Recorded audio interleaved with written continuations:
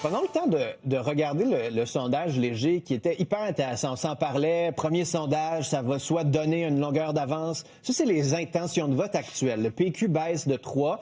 Marc Tanguay doit tellement être content. À chaque fois qu'il est là, le parti augmente. La CAQ de François Legault perd 2 points. Mais si on met Mme Fréchette, regardez bien le rouge et le bleu pâle au milieu, ça s'inverse. Mme Fréchette va vraiment chercher beaucoup de points chez les libéraux. Puis si on met Bernard Drinville, la CAQ perd encore 2 points par rapport à actuellement, donc à François Legault. Antoine, Bernard Drinville est moins populaire que François Legault.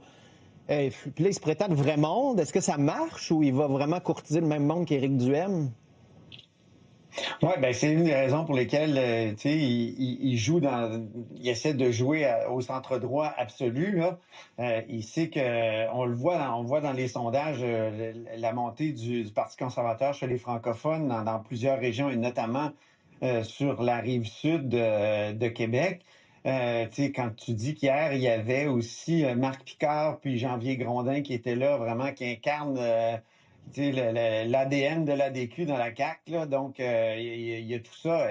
La question, est-ce que ça marche? C'en est une bonne? Est-ce qu'il va avoir, lui comme membre du faux monde? Parce que quand tu as été correspondant à l'étranger de Radio-Canada, quand tu as été un chroniqueur politique éminent, ministre, évidemment député, est-ce que tu peux prétendre vraiment être du vrai monde, comme il le dit? On est-tu du vrai monde, nous autres? Ben non, on n'est pas du vrai monde. Non, si ça existe, là, tu sais, mais moi, j'haïs ces distinctions-là. Je trouve que c'est oiseux comme distinction. Mais c'est une forme de populisme. Mais Marc-André, moi, je crois qu'il y a quelque chose d'un peu Poilievre dans son discours, tu sais, le monde qui se réveille. Poilievre parlait du rêve canadien. C'est quasiment si Bernard Drinville ne parlait pas du rêve québécois. Là. On est beaucoup là-dedans, là, ceux qui travaillent fort, ceux qui se lèvent le matin, ceux qui en arrachent, ceux qui n'ont pas de lobby, même si tous les contribuables ont des lobbies, tout le monde a des lobbies à cette heure, mais ça... C'est ça. C'est-tu le discours d'Éric Duhaime version 2 ou il y a quelque chose de plus, là?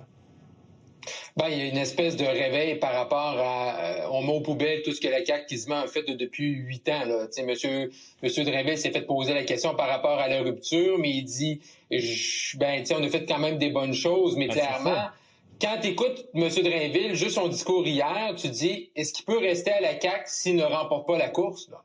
C'est à ce point-là.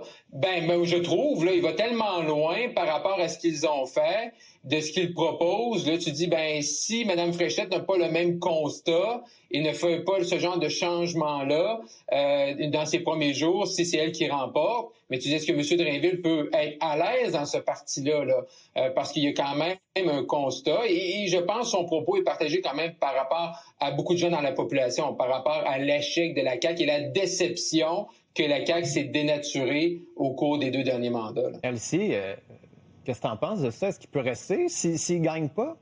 Ben, je pense que oui, là, quand même, parce qu'une course à la chefferie, c'est quand même dans une même famille et je pense qu'on est quand même dans le même courant idéologique. Certains veulent aller pousser plus loin certaines choses. Moi, je ne verrais pas d'enjeu à ce moment-ci, là. Mais sur le vrai monde... Ben, tu sais, moi, je trouve c'est quand même dur, là, tes propos, Antoine, là-dessus, dans le sens que le vrai monde, c'est quoi? Autrefois, on disait la classe moyenne. Ben, exactement. Puis là, bon, on dit plus la classe moyenne parce qu'on l'a tellement dit, on essaie de trouver... La gauche disait le peuple, jadis. Ben, le peuple, ben, tu sais, c'est monsieur, madame, tout le monde qui travaille fort, qui paye des impôts, qui court de gauche à droite. Tu payes pas d'impôts, t'es pas dans le vrai monde? Ben, t'es dans le vrai monde, mais c'est ça, tu sais, on disait, c'est quoi, la classe... 40 du monde qui ne paye pas d'impôts. Mais il n'y a pas de politique qui dit je travaille pour pas le vrai monde. Dit, là, qui n'ont pas de... Qui n'ont pas de voix? Qui n'ont pas de voix, exactement. Okay. Donc, qui font leur petite vie, leur petit train-train, puis qu'à un moment donné, il n'y a pas de programme qui s'applique à eux précisément, il n'y a pas de groupe de pression. Est-ce que je suis d'accord avec parler comme ça? Pas nécessairement, mais tu sais, c'est quand même pas nouveau, là. Ouais, mais... La contribution. C'est pas nouveau, mais comme souvent, Bernard Drinville, il va à fond la caisse. Il n'y a plus aucune nuance et puis voilà.